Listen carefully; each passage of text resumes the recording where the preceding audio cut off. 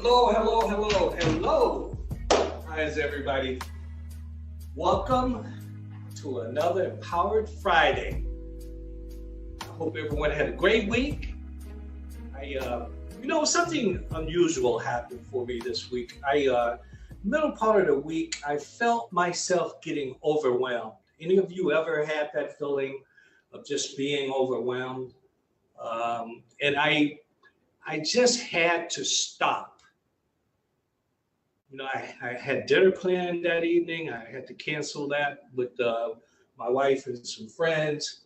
And I realized for me that I had gotten so behind on some of the work I needed to do. I receive mail once a week from Houston when I'm out in our California home, and I was 2 weeks behind on that. I had a presentation that I had to prepare for, and we'll actually talk about that today. But I found myself, and I encourage you, when you get overwhelmed, just stop.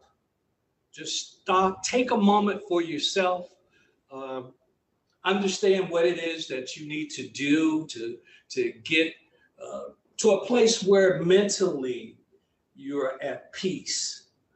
And I found that works for me, and I encourage each and every one of you to do the same thing. So, I look at your comments, and I saw last week we had a few comments, and we have to remember we have new people coming every week. And thank you, by the way. Thank all of you for your kind words, your love. Thank you for your encouragements to others. And thank you for sharing the word that we do this once a week, Empowered Fridays. So for those of you that are new this week, we're really talking about the DNA of achievers, 10 traits that I found that highly successful professionals do for the most part. And that's what we're talking about. First week, we talked about passion, then work ethics, vision, and being a visionary and what that means and that path, and being a risk taker. That's what we talked about last week, being a risk taker. This week we're talking about planning and what that means, the process of preparing or making preparations, planning, the process of preparing. I had to prepare. I had a very important lecture I gave at Cornell this week. It takes planning. I don't just, even today, I don't just walk out here without really planning, writing down what I want to discuss, taking the time to make sure that it's in sequence and that it makes sense, that I've covered all of the points that I want to cover. But that requires planning and preparation. It requires execution, expertise, getting facts and information, assessments of strengths and our weaknesses, opportunities and threats. That's all part of the planning process. I've never encountered a successful person who just flows by the seat of their pants. Have you? I haven't. The people that I know that are successful, they prepare. They don't just flow by the seat of their pants. And by the way, would you get on an airplane? Any airplane, if you knew the pilot did not have a plan, didn't know where we're going to land. We're just going to get on that plane and fly, not knowing how we're going to get there. Would any of us do that? The answer is no. Yet, as my wife say, however, sometimes we all do that. Fly by the seat of our pants, not knowing how we're going to get to the destination. Sometimes we live our lives that way with no plan whatsoever. Sometimes at work, We have no plan of how we're going to accomplish a goal. Sometimes even in parenting, we have no plan on how we're going to parent and be good parents. And so success, folks, is not incidental. It's never accidental success. No, some people make it look easy, but I assure you, it's not incidental success. By the way, I want to just say, I know there was a few comments that said, well, why is this man telling women what they need to do? Well, I can tell you, I'm a motivational speaker, and what I say today, I say to a room full of people, be it all women, all men, a mixture. It really doesn't matter to me, because when you look at the DNA of achievers, it's not based on if you're a woman or if you're a man. It's based on just what are these common traits that successful people, what do they do? And that's what I talk about as a motivational speaker. So part of planning is also goal setting.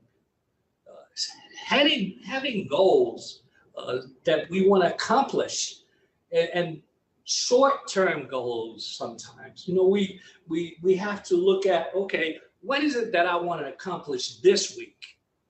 What is it that I want to accomplish this month? What is it that I want to accomplish this year? Those are the ways that we began to start our planning process, and first setting the goals and making the preparations. And then how are we going to execute short-term, long-term? But I love that word strategic, because a lot of us plan, but are we strategic planners? You know, once when I was a manager in the music industry, I take Destiny's Child, for example.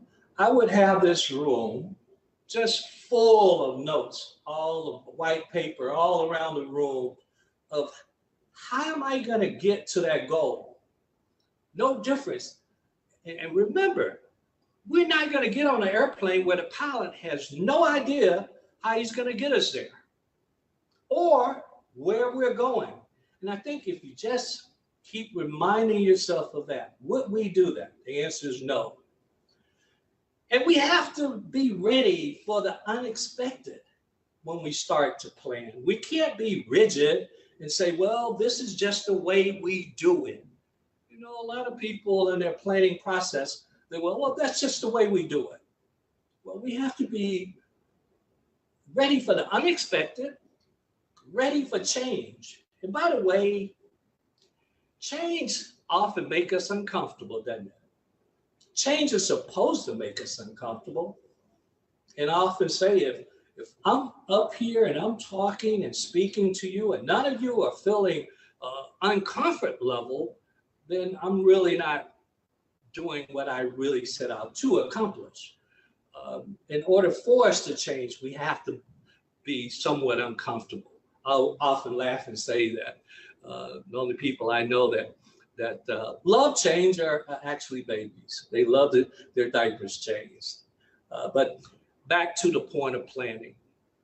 You know, asking ourselves what tools are needed to accomplish our goals. And that's part of that planning process. I believe in a visual timeline, as I talk. It works for me when I can write down and have a visual timeline of what I need to do to accomplish my goal. What is that planning process? And so I hope you are beginning to see the puzzle or the foundation of the house that we're building every Friday. We started out with passion and that thing that excites us, and we understand what coexists with passion or work ethics. We talked about the vision, being a visionary, and seeing what others might don't see. We talked about taking a risk and understanding how planning fits inside of all of these traits. And the further we get out, the further you would see how we're building this house from the foundation. But again, I really encourage you to ask yourself the question, what are some of your goals?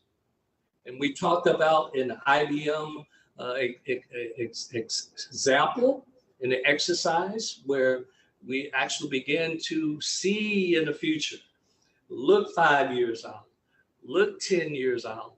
I can't overly emphasize to you, I've gotten the opportunity to meet a lot of successful people, and what they all do is strategic planning. So I encourage you this week to take a look at the goals that you have set in your personal life, at work, whatever it may be. It might be financial goals that you have set. But I guarantee you one thing, failure to plan is absolutely planning to fail. Let me say that again. Failure to plan is planning to fail. So again, I encourage you to begin your planning process. I again want to thank all of you and each one of you for giving me this opportunity to just stand here on Friday and have a conversation with you, share the goods, the bad, and sometimes the ugly that's happened in my life, because we're never perfect. I never present myself that way as being perfect. But you know, I always enjoy learning. Every day I try to learn, every day. So I encourage you to do the same. By the way, before I leave,